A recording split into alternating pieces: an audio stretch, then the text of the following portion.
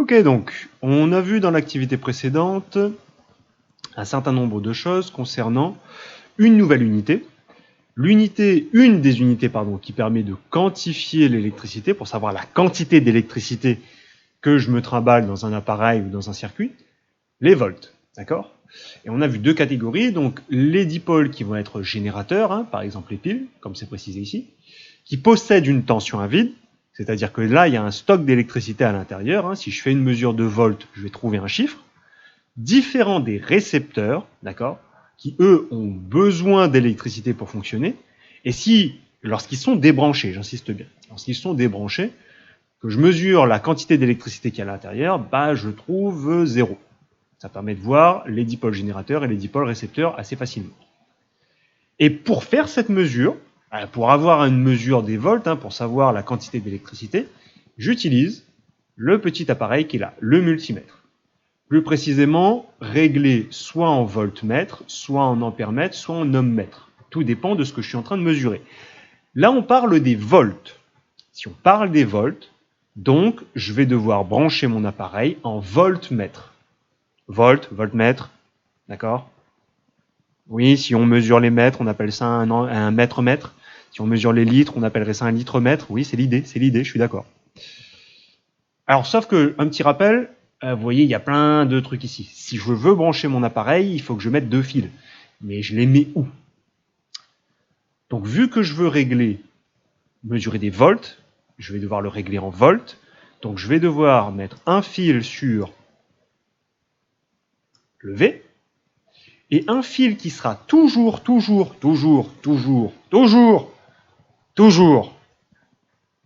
connecté, c'est le COM. Parce que là, on va faire beaucoup de mesures avec cet appareil-là. Là, on mesure les volts. Un fil sur V et un fil sur COM. Je répète, la COM lui sert un peu de référence. D'accord? Alors, ça, je peux faire des mesures sur n'importe quoi. Hein. Là, je vais mesurer, par exemple, sur mon générateur, le générateur qui est là. Donc, je veux mesurer, donc je prends un fil que je vais mettre sur V pour mesurer les volts et un fil sur COM pour référence. Et là, c'est le drame parce que il affiche rien. Oui, un appareil, il marche mieux quand il est allumé. Hein. Là, il est en position off, c'est normal qu'il ne marche pas. Alors, je le mets, boum, ici. Mais pourquoi là, en fait? Pourquoi je ne choisis pas ça? Encore, pourquoi je ne choisis pas ça? Encore, pourquoi je ne choisis pas ça? Ou encore ça, même. Bah, la réponse, c'est un peu de logique. Qu'est-ce qu'il fait là? Là, si je fais ça, si je fais ça, ou si je fais ça, c'est quoi la différence entre tout ça? Et notamment avec les deux autres. Bah, là, il m'affiche 3, virgule un truc, mais il n'y a pas marqué. Là, il m'affiche 3,0. Là, il m'affiche 3,01. Et là, il m'affiche un tout seul. Un tout seul, un point. En fait, la différence entre ces calibres-là, c'est un souci de précision. Là, je suis peu précis. Là, je suis beaucoup plus précis. Et là, mon appareil ne peut pas mesurer. Quand il vous met un 1 avec un point, ça veut dire qu'il sature. Il ne sait pas faire. En fait, il ne sait pas faire 3,0146 9 et ainsi de suite. Donc là, il sature. Donc au final, il ne peut rien mesurer. D'accord? Donc en fait, comment je choisis mon calibre? Ben, c'est simplement un souci de mesure, un souci d'efficacité de mesure. Et donc, on utilisera principalement le calibre 20. Mais monsieur, pourquoi on n'utilise pas ces calibres-là? Parce qu'ils ne mesurent rien.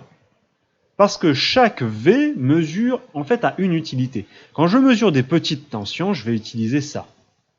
D'accord? Je vais utiliser ce domaine-là. Par contre, quand je vais faire des mesures sur des gros trucs, par exemple, vos vraies prises, parce que cet appareil-là, c'est l'appareil que vraiment les électriciens mesurent. Votre électricien, il va faire ces mesures-là. D'accord? Mais c'est pas le V comme ça qu'il va utiliser. Il va utiliser le V en vague. En fait, on utilise le V vague quand on va mesurer de très très fortes tensions. C'est l'idée. Si je fais de façon simple, hein, je répète. Et le V droit, c'est quand on va mesurer des petites tensions. Nous, on utilisera le V droit en calibre 20. D'accord? Alors ok, c'est bien beau, mais moi j'aimerais bien savoir comment je branche dans le circuit.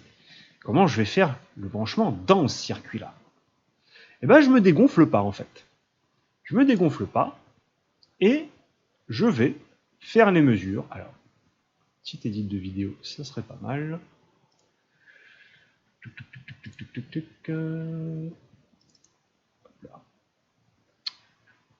Alors voilà, je passe sur cette activité-là. Donc j'ai une pile avec des fils et je peux un peu brancher ce que je veux. Voilà, je vais brancher ma lampe.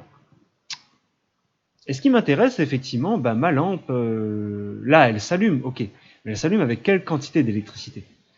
On a vu que la pile, là, elle donnait 4,5. C'est noté ici, là. Mais tout le stock, il passe de l'autre côté? Comment ça se passe, en fait? Il y a une partie du stock, il y a une partie qui reste. Est-ce que, s'il y a une partie qui reste, est-ce que je pourrais l'utiliser sur un autre appareil, par exemple? J'en appelle aussi un multimètre. Alors, le multimètre, c'est lui qui va mesurer. Mon circuit est branché et je vais faire les mesures dans mon circuit. Comment? Je vais rajouter mes fils. C'est-à-dire que je sais que j'ai un fil sur COM et un fil sur V. Mais imaginons que je veux voir la quantité d'électricité que donne ma pile là, à l'heure actuelle. Je vais prendre mes fils et je vais les connecter directement sur mon appareil en me mettant sur 20. Mais monsieur, voilà, pourquoi je branche ça comme ça?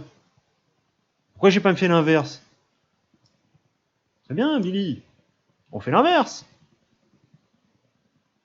Est-ce que le chiffre a changé?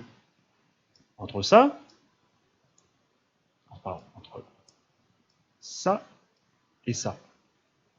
Non, le chiffre, il change pas. Mais il y a une chose, par contre. Moins. Est-ce que l'électricité, elle n'a pas un sens, par hasard? Est-ce que l'électricité, elle va pas du plus pour aller au moins? Je dis ça par hasard, hein, je ne sais pas, je ne sais pas. En fait, ma quantité d'électricité ne change pas. C'est juste que là, mon voltmètre, il a la tête à l'envers. Donc en fait, la borne V, elle doit être dans le sens plus du courant. Et la borne COM, elle est dans le sens moins. C'est pour que votre voltmètre il puisse savoir dans quel sens il est tourné. D'accord? Donc là, je branche directement dans le circuit. Ça marche ici pour la lampe, mais ça marche aussi, boum, pour ça. Hein. Voilà. Hop là. Et oui, c'est normal, je trouve 4,41. Le stock d'électricité de ma pile se retrouve à l'identique dans ma lampe. D'accord? Et on va travailler sur deux choses. On va travailler sur cette histoire de branchement, là, du voltmètre, et aussi sur les branchements, et aussi sur l'impact du stock d'électricité sur les appareils qui sont connectés. D'accord? Donc l'activité. Alors l'activité, la voilà. Je mettrai dans la description un lien pour avoir accès à votre livre de physique-chimie. Donc cette activité, vous pourrez la retrouver sur Internet en très bonne qualité si vous voulez travailler à la maison sur d'autres activités. D'accord? Donc je mettrai le lien dans la description. Ok? Donc voilà l'activité. Donc l'activité, ce qu'on a fait, c'est qu'on a un générateur qui est connecté à une lampe. Et comme tout à l'heure, hein, comme ce que je vous ai montré là, comme ce que je vous ai montré là, on a connecté l'appareil en volts sur l'appareil de mesure. D'accord? À chaque fois, on a connecté là sur l'appareil dont je veux mesurer la tension. Ok? Donc on a fait ça, mais on a fait différents générateurs, différentes puissances de générateurs. Vous voyez que le stock change. Et quand le stock va changer, il y a un impact sur les appareils qui sont connectés. D'accord? Alors, comme d'habitude, pour ceux qui sont à l'aise, vous pouvez mettre la vidéo sur pause et attaquer les questions 1, 2, 3, 4. 8 minutes. D'accord? On essaie de travailler en vitesse 8, 10 maximum, pas plus. Le temps justement que vous entraîniez à tracer des tableaux assez vite. D'accord? Vous avez la boîte de vocabulaire, donc vous pouvez y aller. Pour les autres, ceux qui ont un peu plus de mal, faites étape par étape. Ok, les timecodes sont dans la description, j'expliquerai chaque question, donc n'hésitez pas à aller voir les explications sur les questions qui vous posent problème. D'accord? On démarre. Première question, schématiser le circuit figure 1. Donc schématiser le circuit figure 1, c'est faire le schéma de ce truc-là. Donc faire ce schéma-là avec les symboles. On a vu le symbole de la lampe là, le symbole de la lampe qui est précisé là. Le symbole du voltmètre qu'on a vu la dernière fois. D'accord? Un rond avec un V à l'intérieur. Ok? Le symbole du générateur, un peu pareil. On fait un rond avec un G dedans. Donc c'est représenter ce schéma-là en utilisant les symboles des appareils. Ok? Question 2. Recopie et complète le tableau suivant. Alors, on vous dit U générateur, c'est-à-dire la tension générateur, le nombre de volts du générateur pour la figure 1, la figure 2 et la figure 3.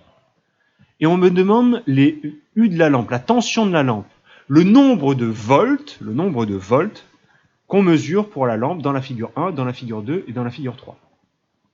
Et on me demande de comparer l'éclat. L'éclat, c'est-à-dire est-ce que ça éclaire normalement, faiblement ou trop fortement. Il suffit simplement de remplir avec ça. Donc forcément, pour remplir les V de la lampe, il faut regarder le nombre de volts dans chaque cas que je mesure pour la lampe. Vu que l'appareil, le voltmètre qui est là, il est branché sur la lampe. Donc je suis en train de mesurer la tension, le nombre de volts de la lampe. Simplement remplir le tableau à partir du schéma qui est là. D'accord? Troisième question. Dans quel cas la lampe brille-t-elle normalement? Dans quel cas est-elle en sous-tension? Dans lequel cas est-elle en surtension? Il faut utiliser la valeur qui est ici et surtout ce qu'on vous dit ici. C'est-à-dire que on vous dit à chaque fois la tension générateur inférieure à la tension nominale. Alors là, il y a un mot nouveau. Tension, on a vu c'est le nombre de volts, on l'a vu la dernière fois. Mais tension nominale, là, il faut utiliser la boîte de vocabulaire. Tension nominale, tension indiquée par le fabricant avec laquelle un récepteur doit être alimenté pour fonctionner normalement. Ouh là là là là là là là. Qu'est-ce que c'est? Réinterpréter simplement. La tension nominale, c'est la tension qu'il faut pour le fonctionnement. Donc dans les trois cas qui sont là, dans quel cas la lampe fonctionne normalement? Dans quel cas, en fait, on est dans la tension nominale? Dans quel cas on a la tension qui est bien indiquée par le fabricant? Dans quel cas on est en sous-tension? Sous-tension se produit lorsque le récepteur reçoit une tension inférieure à sa tension nominale. Surtension se produit lorsque le récepteur reçoit une tension supérieure. On se pose. On est en sous-tension lorsqu'on n'a pas la bonne tension, lorsqu'on est inférieur à la tension de fonctionnement.